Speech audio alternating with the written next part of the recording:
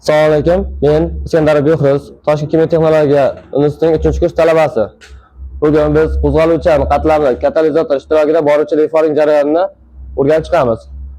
Bunda xomashyo nasos orqali 6-chi issiqlik almashtirgich qurilmaga boradi. Issiqlik almashtirgich qurilmadan 7-chi pechga borib, 7-chi pechda 520 gradus issiqlik boradi. Bu yerdan birinchi bo'linma orqali ikkinchi kolonnaga borib, ikkinchi kolonnaga o'tgandan keyin 7-chi pechda issiqlik yutilishi natijasida qolgan bo'linmalarga tarqaladi.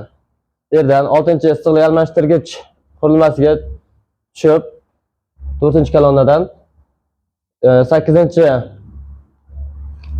suvli sovutgichga boradi. Suvli sovutgichdan 9-chi separator orqali 15-chi kompressor orqali 11-chi nasos tortadi, tortib oladi. Bu yerda 1.5 megapaskal kuch bilan 13-chi suvli sovutgichga boriladi. Bu yerdan kuchli bosim orqali 18-chi kolonnaga boradi. 18-chi kolonnadan 19-chi havoli sovutgichga borib, 20-chi gazli separatorga boradi. Gazli separatordan quruq gaz chiqib ketadi. Keyin 18-chi